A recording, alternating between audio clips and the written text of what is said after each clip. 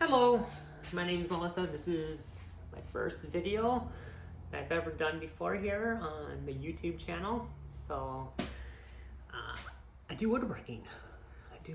Like a lot of other people do. I like to make stuff. Been doing this since I was a kid. I used to make these little miniature grandfather clocks just out of scrap wood, find at the housing sites that were being built, and be like, all right, take some wood, build go-karts, build little miniature pianos. Can't remember what else I built, but those are the items that stuck out the most. But I always like to make stuff. I always like to do some woodworking. Just never had the means to afford shops like how I have now. So I'm very blessed to have that. But anyway, so fast forward many, many years, 2018, I bought myself a little townhome, and I wanted to make myself a farmhouse table. I haven't done anything like this, woodworking, for a long time. So I had no tools, really had a very rusty skill set, and just had a little money in my pocket.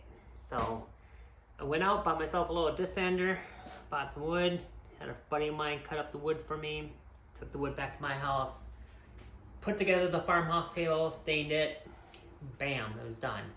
It looked great. It was a nice table. I built a bench for it too. Simple build.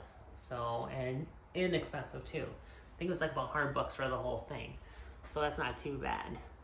But it really sparked my interest into woodworking again. And people who saw the table, friends and family, they were like, wow, that's so really cool. You need to build me one, and da-da-da.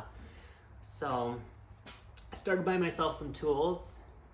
Bought a little table saw, very little portable job site table saw from a buddy of mine.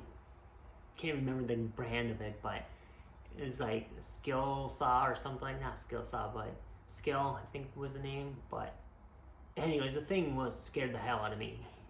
Literally would you start it up and you're like, oh my god, am I gonna lose a finger today? Yeah, I did not like it too much because the fence was not reliable, and I was so nervous of something happening, extreme kickback, and cutting my fingers off. So far I'm so good. So let's keep that going. But decided to get rid of that, ditch that, and buy myself a SawStop. I did a lot of research into this, and the biggest feature I love about it is that if I decide to mess up, hit my finger on the blade, bam, at least I can keep my digits. So that was one of the main reasons why I bought it. And a lot of other woodworkers were recommending it, Katz Moses, Dave Picciuto, so just to name a couple people there. So I was following them for a while, and I still do. So they're really good, really amazing and talented makers. Anyway, so I bought this and started buying other tools. Got a jointer, got a little planer, miter saw, of course, and started building a shop. Then I decided to move from a townhome to a single family home because I started a business and everything, and that wasn't going to fly in the townhome association. So started my business and had to move to a single family home where I had more room anyways, and I could dedicate my garage to being my wood shop. So took this garage here. It was basically bare bones when I bought the house. There's just the studs up on the wall, just the studs, no insulation or anything like that. And decided to start doing everything else myself. So went ahead and laid out the electrical, did the insulation, did the drywall, did the tape and mudding, and made a little ceiling here. We just took some siding and laid it up there because drywall was going to be a little bit too heavy for that, so didn't want to do anything with the structure to compromise it. So I went with something a little bit lighter, and it works great. So I'm able to retain a lot of heat in the winter time, and it has a nice bright white surface, so it helps with the lighting. So the light's not the best, but it will do for now. Anyway, so moving on here is that I started building my shop here, got everything going. Got myself my jointer, my table saw here.